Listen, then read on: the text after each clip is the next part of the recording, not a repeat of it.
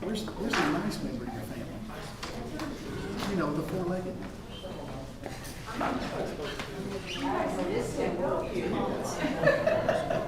He was the star of the show.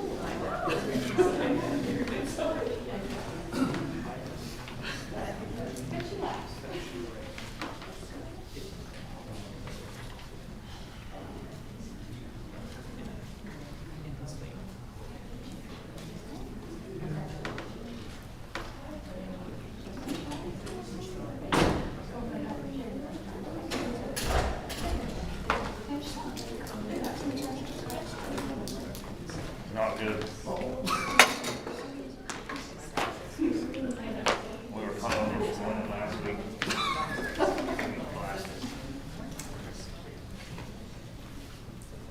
Where's next?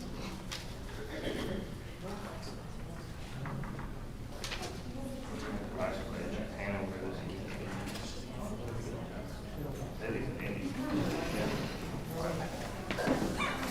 2 weeks before. Did you go back and forth? Tuesday, Monday, both weeks.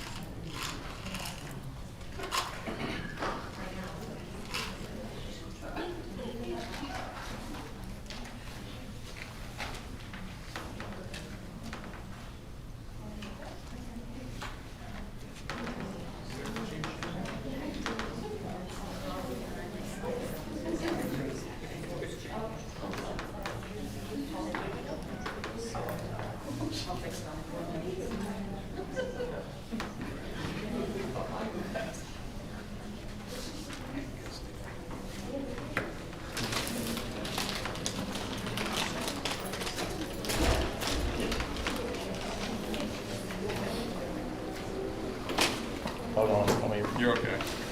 You're not gonna hurt it. I don't want to pull your computer off. You're okay. Okay.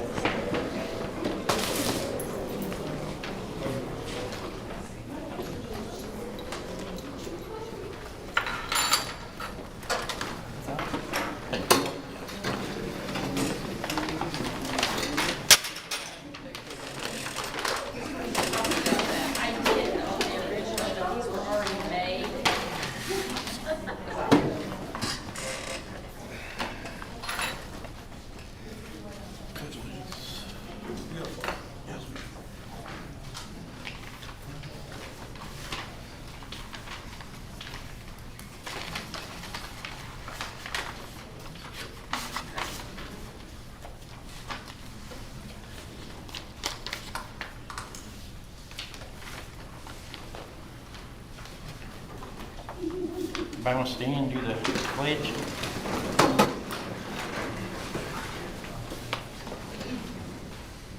Pledge allegiance to the flag of the United States of America and to the republic for which it stands, one nation, under God, indivisible, with liberty and justice for all. Would you remain standing for us? Heavenly Father, we thank you for your love, and we thank you for the many blessings you've given us, and we thank you for the guidance that we need. We just pray that as we discuss things tonight, that we look for the best in the students coming back to school and our preparations, and the administration and teachers, and we just thank you for the opportunity to serve you and to serve this community. In Jesus' name, amen.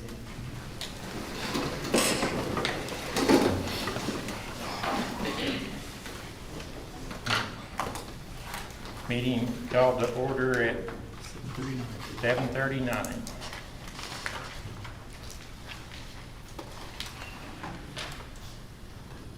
Troy Fields here. Dwayne Long. Here.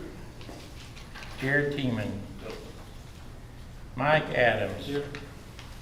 Scott Carmichael. Here. Ron Childress. Here. Matt Roberts. Yep. Nobody here from Bunger. Jill Martin. Here. Eric Kirkendall. Here. Roy Bruce. Patrick Gall. Sandy Yoho. Yep. The next one's supposed to be Amanda Gibney.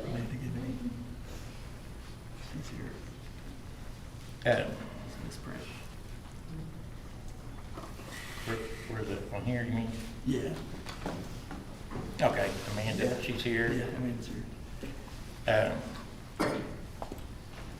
Trent, I'm here.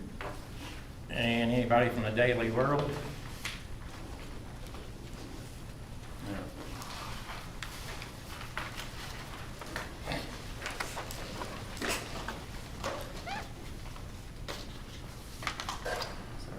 You gonna do the, did I miss something? Yeah, nope, you're good, you're good.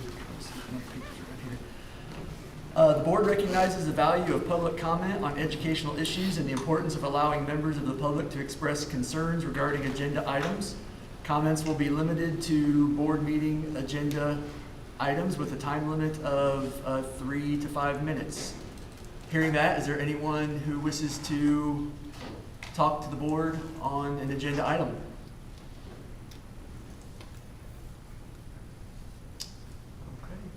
Seeing none, we will move on. Is recommended the agenda for July 14, 2020 meeting be approved as presented with additions, corrections, and deletions as recommended by the board. Did you want to pull out, before we approve the agenda, did you want to do your tabling? Do we need to first? That should be, On the claim, or just do it then? Or just pull that out, or? It doesn't really matter, we can approve it and then we can pull it out later. I think you can adopt the agenda and then pull out that particular claim. Okay. All right, do you have a motion for that? Dwayne? Second? Scott? All those for? Seven oh. Approval of the minutes is recommended that the minutes from June 22nd, 2020 meeting be approved as presented. Dwayne Long, second. Jared Teeman. All those for? 7-0.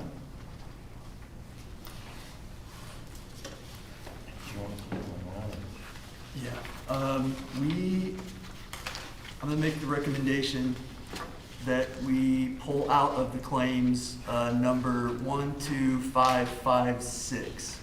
So I'm recommending we'll pay all other claims, but we're gonna pull number 12556 out. That would be my recommendation. Okay, You should take a motion and second that, and vote on it. all right. Make a motion. All right, Dwayne Long. And a second. Jared, What's the last? and all those for? That's simply just removing that one line. we're voting on removing that. That's Okay, it. but we haven't gotten the last claim from. That'll be next. That's next. That's next. All those for? You can't see. I think it was Tim and Mike. 4-3. Abstain. Oh, 4-2 and 1. 4-2. And 1. 4, 2, and 1. And now we'll do the recommended, the claims numbers 1, 2, 4, 8, 8 through 12571.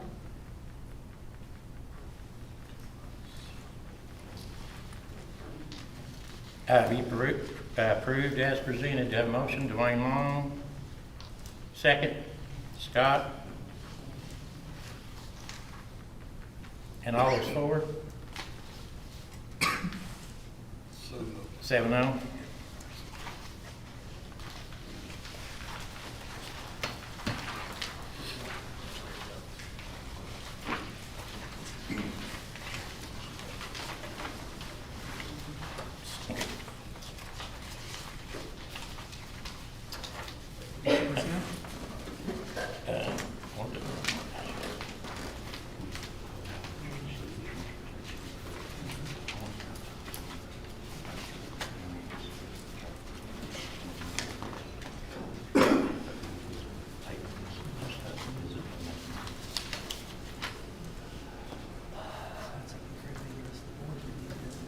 I don't feel comfortable making that decision all by myself. I think the board would need to make that decision personally.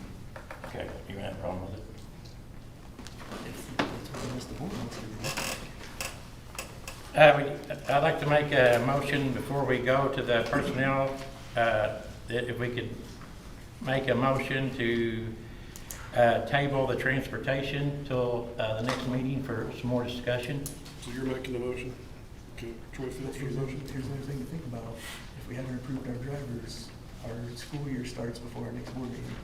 That's the first time we've ever done it in 8 years to do it. First time to do what? We've ever approved drivers. It's never come to the board before. Oh, it was brought to me by transportation, so I figured that's what. Yeah, we've never done it before. So what's happening? Yeah, just if we could approve the transportation stuff next meeting and have time for some more discussion on it. I wanted to talk more about it earlier, but. So you're making a motion for that? Mhm. I'll make the second.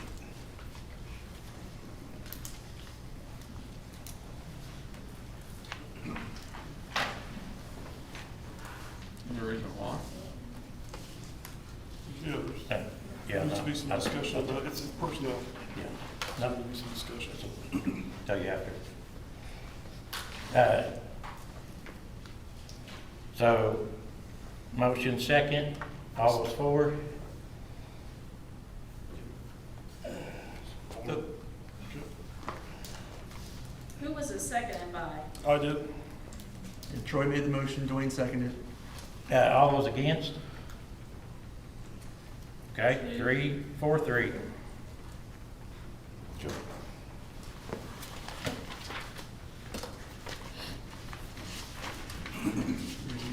This way? Yes. Okay. So other personnel items for tonight, we have resignations from Kessler McGarry, kindergarten teaching position, Crystal Machinist, 7th grade science position, and Judy Childers, special education instructional assistant. I want to say thank you so much to all three of those for their wonderful contribution to our school corporation over the years. So thank you very much to those three. Recommendations have Amy Kynes for our middle school TA position. I'm recommending we need to remove Stephanie McNeely as the recommendation for the SPED instructional assistant. After the agenda went out, she took her name out. She did not want to accept that position, so, but the agenda had already went out, so we need to take her off of the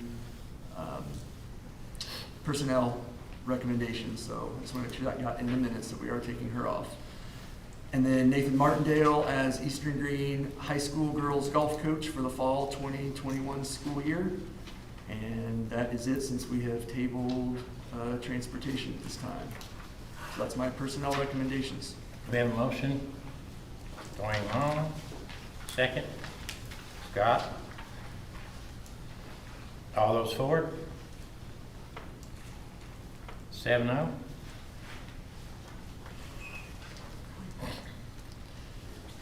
Next up, we have a resolution to adopt Eastern Green Schools reopening plan. Obviously, before we go through the resolution and everything like that, I want to discuss the plan with everybody. So let me pass it around. Thank you so much.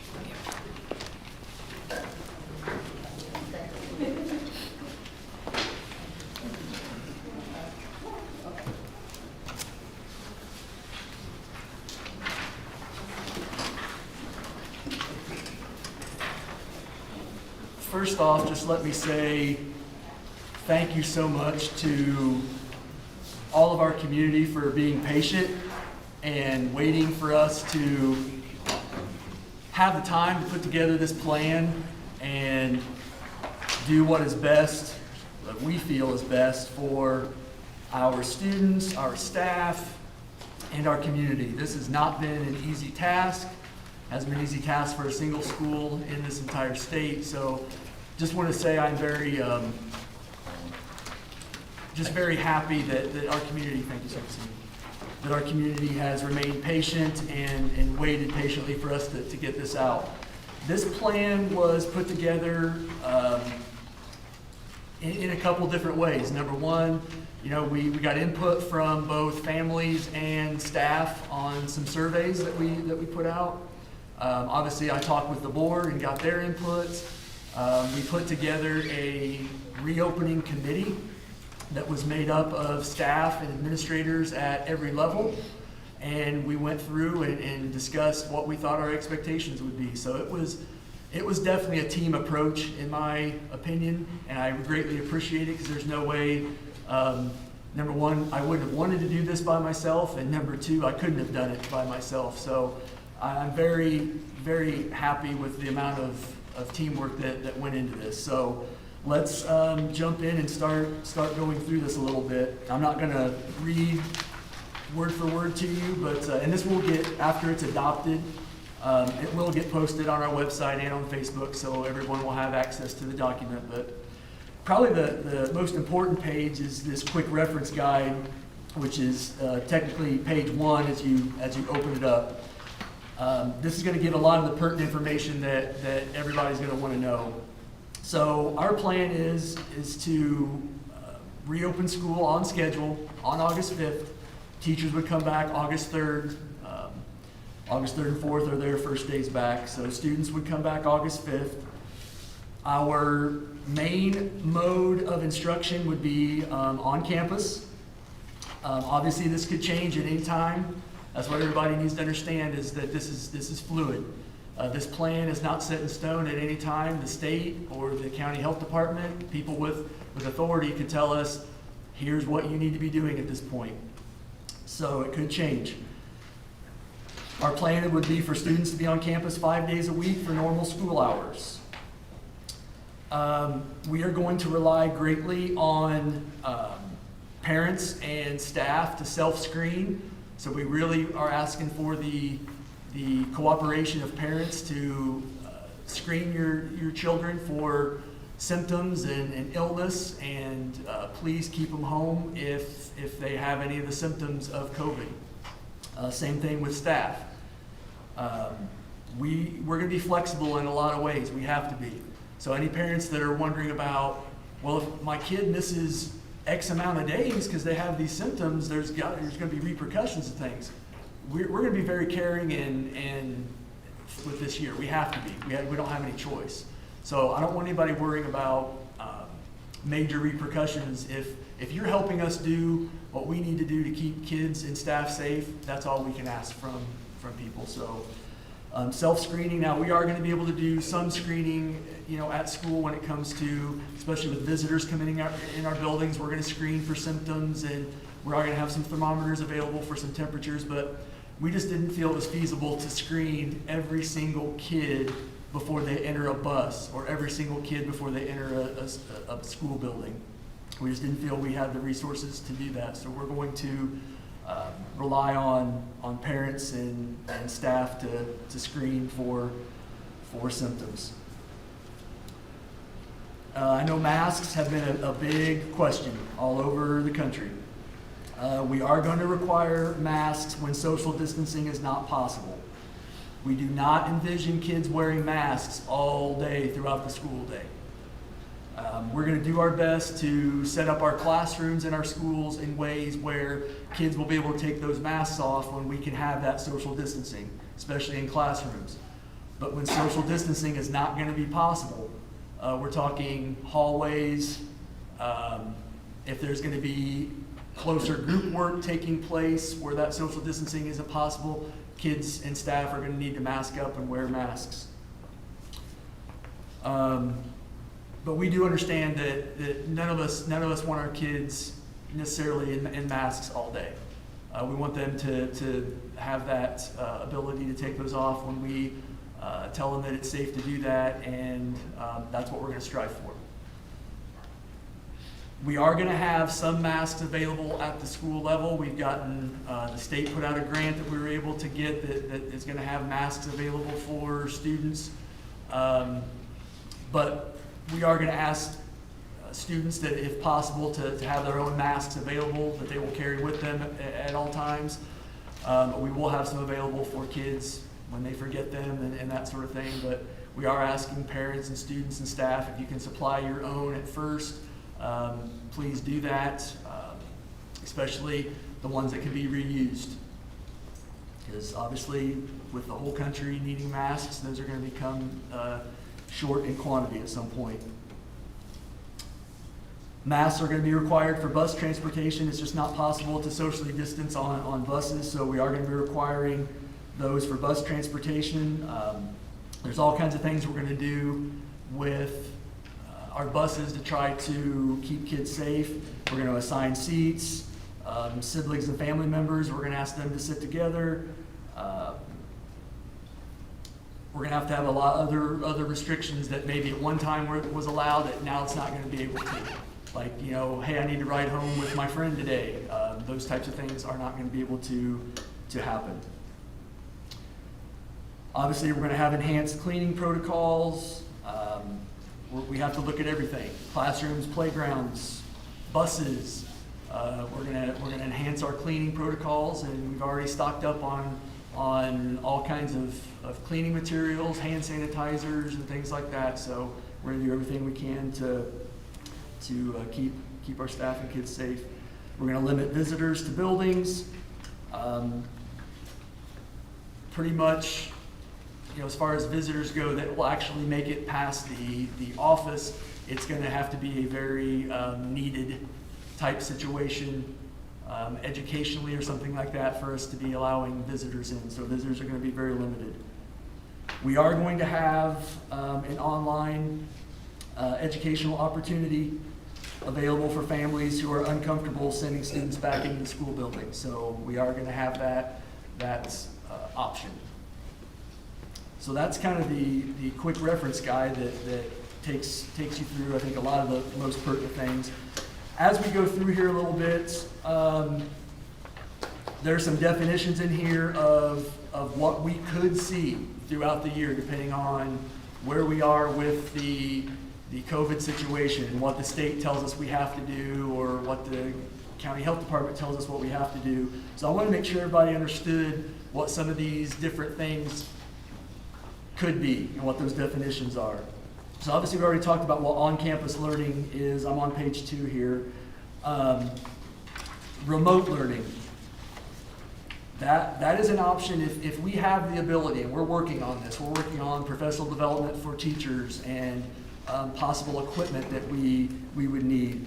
So remote learning could be a situation where a student or teacher who is possibly excluded from school for that day or days because they have symptoms, would they have the ability to remote in through a computer and actually see what's going on in the classroom at that moment and actually still get instruction? I'm not saying that this is going to be able to happen all the time. I'm not saying it's going to be able to happen for each and every student. This is just one definition of something that we might be able to try if we can.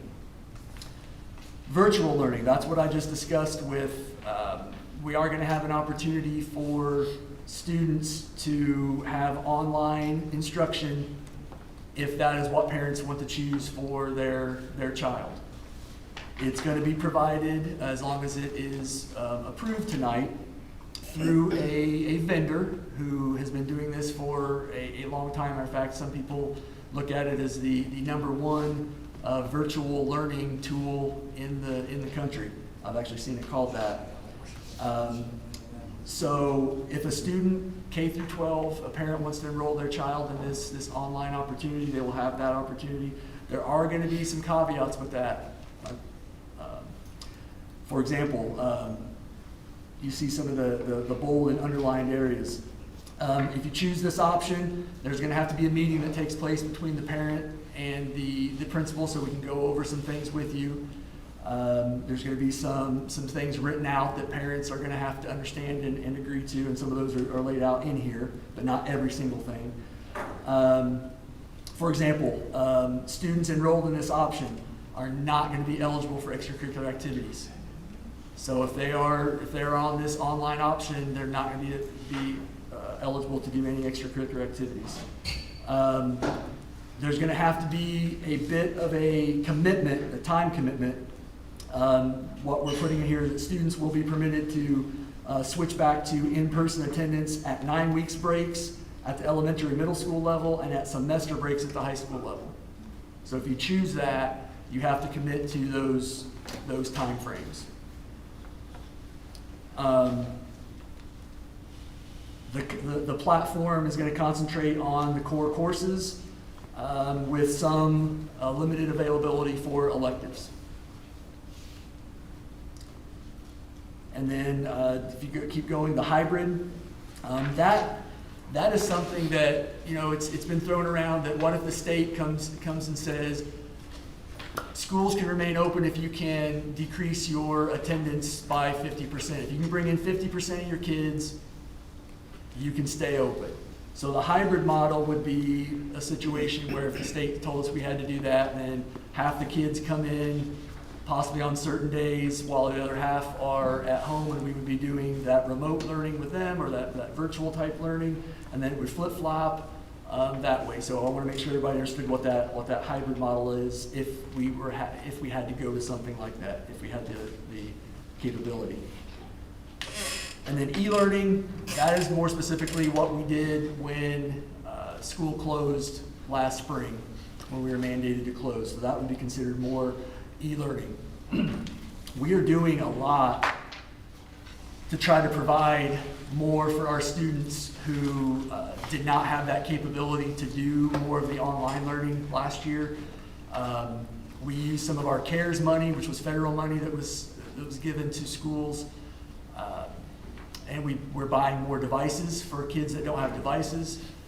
We're applying for the GEAR grant through the state, which is money that is going to be used or can be used for devices, connectivity.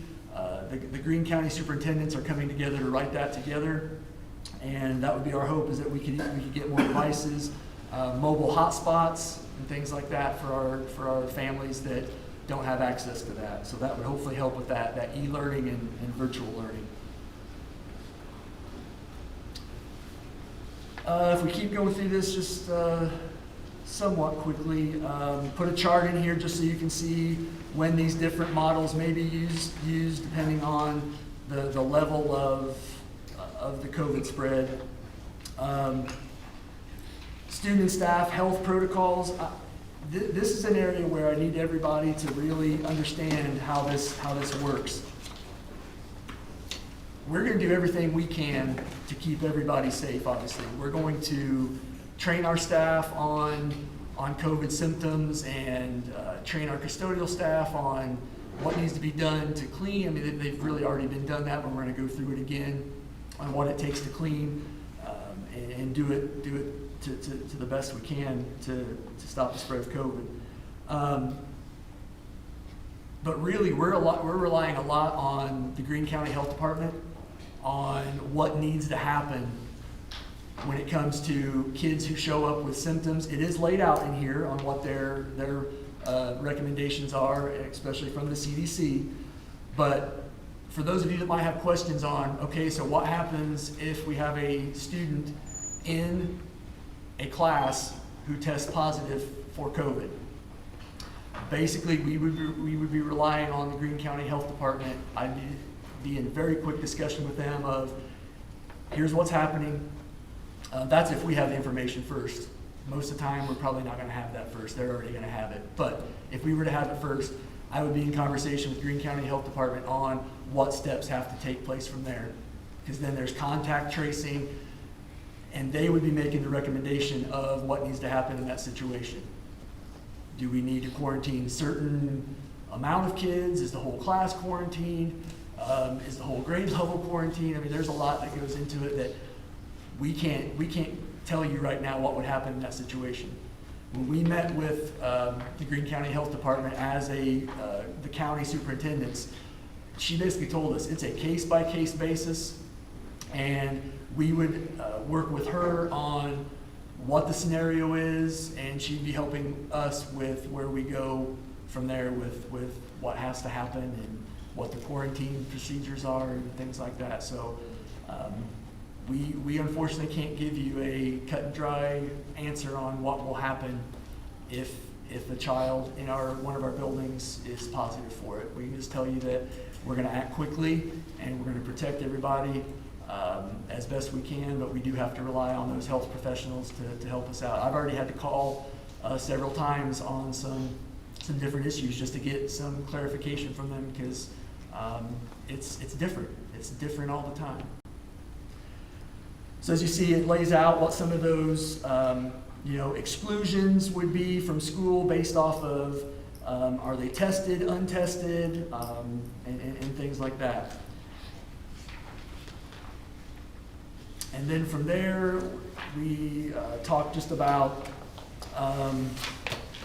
how we're going to do instruction during those exclusions, and we've talked a little bit about that. We're going to do everything we can to make sure kids do not get behind, that they get the instruction that they need, and that's going to be a bit of a case-by-case basis too, on what the family has, and as far as devices and internet and things like that. But we're going to make sure we do everything we can to keep students up to date. Personal protective equipment, I've talked about that a little bit. We're stocking up on that type of stuff and making sure that our staff and our kids have what they need.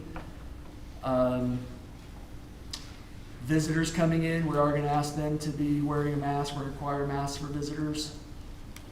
We're setting up our clinics in a way where we're going to separate kids who have COVID-like symptoms will be in one area, and then those kids who just visit the clinic for meds or a scraped knee at recess and that sort of thing, we're going to separate those two entities. The confirmed cases of COVID on school property, that's what I've already talked about, that we're going to be in close contact with Greene County Health if something like that were to happen.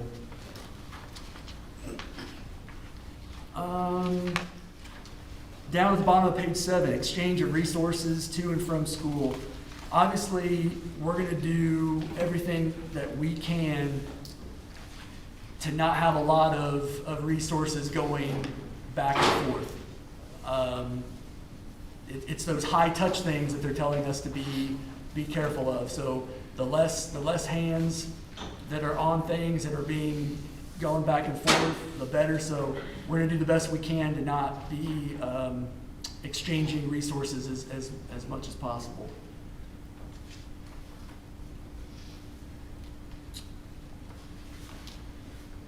I talked a little bit about already about student attendance and student expectations. What mainly in there is we as a board, and I think everybody in here understand that masks around the country are a very hot button topic. There's no denying it. We just ask that everybody cooperate with us. That's all we can ask. We feel we're doing this for the right reasons. This is, a lot of this is what we are being advised to do also by health professionals, and we have to take that into account. So we just ask that parents and students and staff cooperate with us. Like we said, we don't want to see staff and students sitting in masks all day long. We don't feel it's going to be that way. We think it's going to be certain times throughout the day, and if we could just have that cooperation, that would be wonderful. So that's kind of what's listed in there. Page 9 goes more into transportation and how we're going to prepare and clean and what modifications we're making. Like I already discussed, we're going to require masks, but if your child is going to take part in transportation, I would much like to see you read this portion especially. for what we're gonna be expecting for buses and that sort of thing. Like I said, we're gonna really have to limit transportation on our buses outside of those who are already signing up to transportation. So unfortunately, as a parent, you're not gonna be able to call in and say, hey, I need to send my son home with friend today on the bus. We can't take that risk of contamination on our buses, so we're gonna have to limit it to those who are signing up for transportation. And then page 10 and a little after that goes into some of the different things we're going to try to do if possible. It's not stuff that can always happen or happen every day, but we're going to try to do these different things that you're going to see listed here for classrooms and cafeterias and things like that. It's a lot of it has to do with social distancing and hygiene and hand washing and everything we're going to do to try to keep everybody safe. But our administrators are working on plans right now for lunch and things like breakfast and things like that. That's hopefully going to help and let us spread out a little bit more and still give kids as normal of a day as possible with just some modifications. That's going to kind of be our goal, is as normal as possible.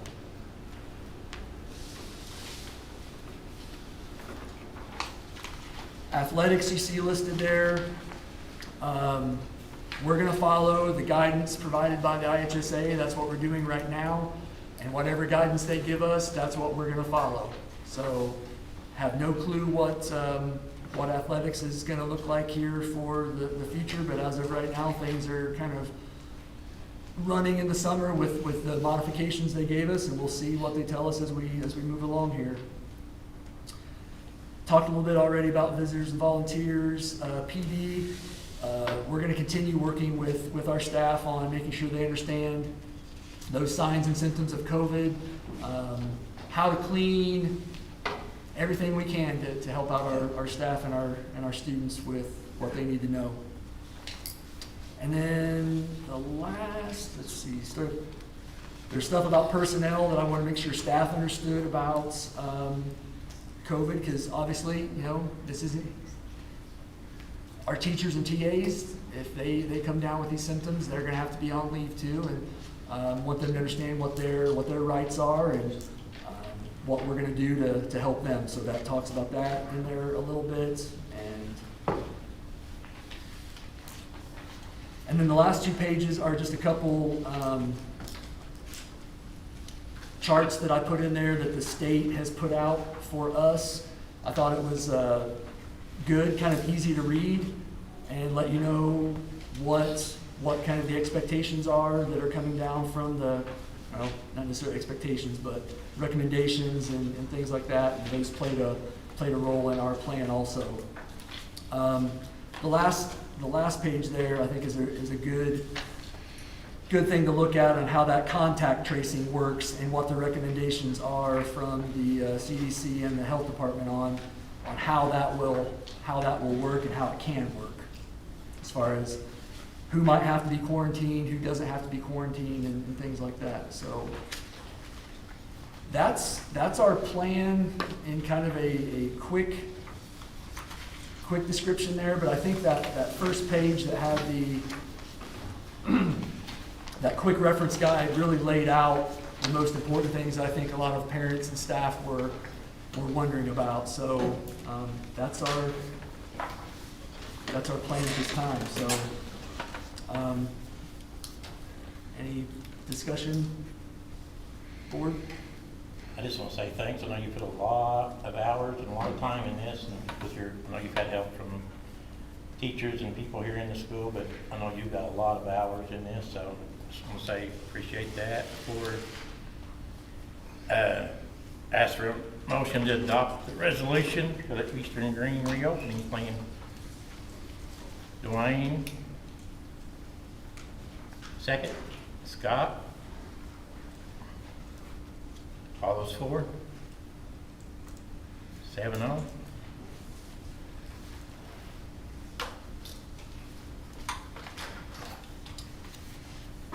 Next up, we have the adoption of the transportation handbook. Are we going to go ahead with that? Or? Well, one of the discussions, you've got several typos on there. Okay. If you look at just one instance, just under page 3, you've got several typos. So you may want to kind of clean that up and then bring it back.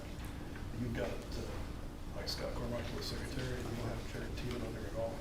And there's other typos as well. Okay. So you may want to revisit that. How you gonna do it? I table it, this, bring it back next time, and just, there's some issues here and there. I need a motion to table the transportation handbook. Make a motion. Dwayne Long. Second. Mike Adams. Okay, all those four. Sorry. So, 5-2, is that correct? Oh, against,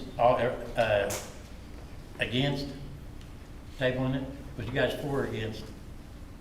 Tabling, or Yeah, but did you guys, I didn't see your hands. I don't know why we're tabling. Are they just typos? There's errors that this need to be cleaned up. What errors? What all errors are there? Troy, it's on there twice. There's several on the first page. This is cleaned up. That's listed as a secretary and This cleaned up right back. So you had 5. Do we need it in place by the time it starts? School starts? I mean, if we're just, I mean, if there's some serious issues, but, I mean, if it's just typos, do we need it in place by the time school starts? I don't think you're going to lose anything. You fall back on the previous one. Okay. So right now, we're 5-4 tabling it, but I didn't see what Matt and Scott voted for. We can tell you, if it's not gonna stop anything, Just trying to understand what it should. yeah, So- that's fine. We can table it, that's fine. Okay, 7-0 to table.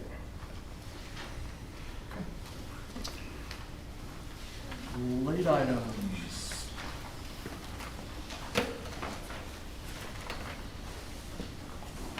First, we have a recommendation to approve Davi Dial for the kindergarten teaching position effective at the start of the 2021 school year.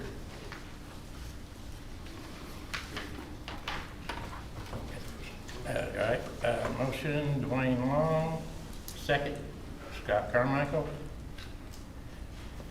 All those four? 7-0. Thank you. Next on, I would like to make a recommendation to approve a contract with Edmentum as our online platform provider. That's the company I was speaking of that would be providing the online instruction for students whose parents choose to keep them at home and do online instruction. How that would work, I guess I didn't really describe that in the plan as much as I should have. You still register as an Eastern Green student, so you'd still be an Eastern Green student. You would just be working at home online. Edmentum provides a teacher that checks in with the student, does any pertinent instruction that needs to be done. So it would not be an Eastern Green teacher, it would be a teacher provided by Edmentum. And so that's kind of a little bit behind how that works. So that's my recommendation, is approve the contract with Edmentum. Okay, a motion for that. Dwayne, Who was the Second. motion by? Dwayne? second. Scott? All those four? 7-0. Thank you. I'd like to make a recommendation to pay Beth Deckard a stipend of $1,500 for the 2021 school year to allow her to take over sub-calling for the elementary and middle school. That's a big job. It's typically fallen on our elementary principal and middle school principal, and I really want them freed up and concentrating on some other things, and Beth was very willing to do that, and I appreciate her to do that, but that does take some nighttime hours and weekend hours, and want to make sure we compensate for that. So that would be my recommendation. Okay, motion, Dwayne. Second, Jared. All those for? 7-0. Working with Kelly Paget, we felt we needed to raise the daily rate of the Early Learning Center from $25 daily to $35 daily.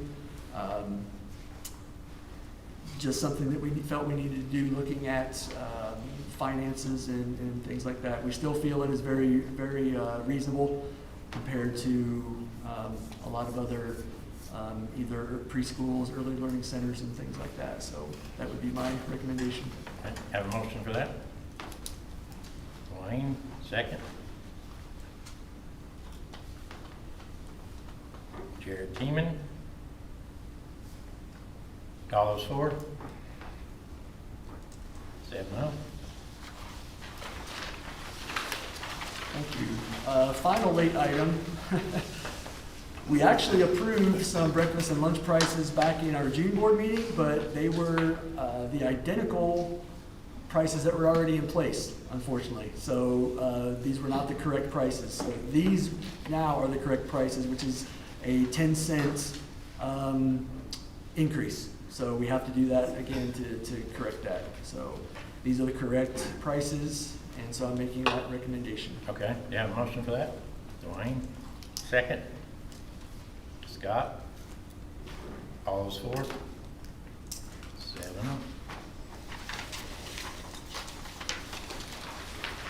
I do want to make a motion as well. I want to make a motion for a thorough and exhaustive investigation of the weight room remodel project by our corporate attorney law firm. Okay, have a motion for that? I made the motion. Okay, second. Is Mike there a Adams. spending limit on this? Huh? Is there a spending limit on this, or how much will we? You looked at it. We can ask. Not right now, we don't. Got a second? All those for? 4. So who's second? Jared, I believe. Okay. Mike. Mike did. Mike, sorry. Those against? Okay, those abstain. Okay.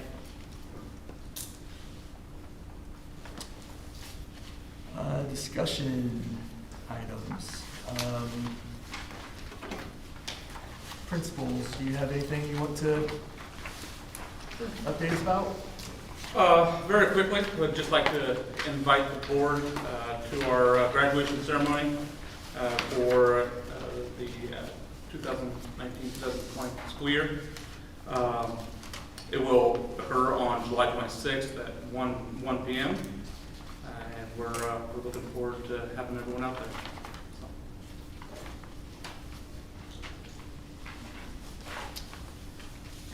Today we had our kindergarten roundup, and it was an amazing day.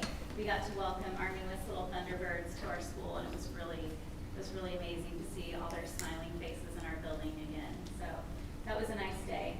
And then new student registration for the elementary school will be July 28th, 29th, and 30th. Parents can call the elementary office to schedule an appointment. And I really want to thank our custodial staff. They've done an amazing job cleaning our buildings. And I also want to thank our elementary secretaries for helping me as I transition into my new role, and also the teachers that helped with kindergarten roundups today. Thank you for that.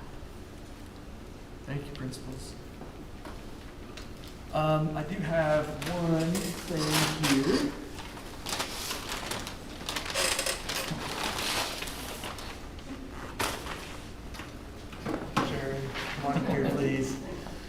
finally got your gifts in through all this COVID mess. We finally were able to get those in, so thank you very much for all of your service. You're very welcome.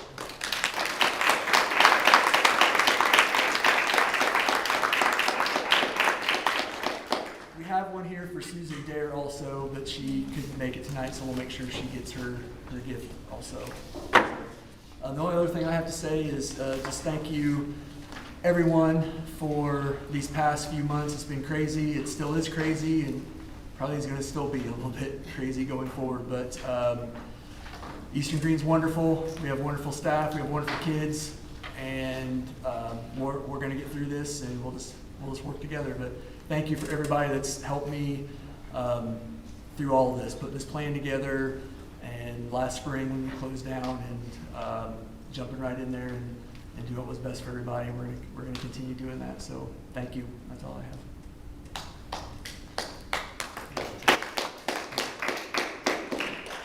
Ron? Mike? No. Chip? No. Matt? No. Scott? No. Okay, recommended that the meeting be adjourned at 8:25. Do I have Dwayne Long?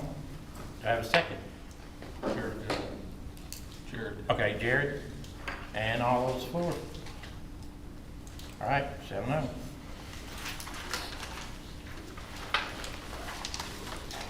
We will get the plan posted as soon as possible on the website and Facebook, so you can let everybody know who might be asking and didn't watch tonight. It'll be up as soon as possible.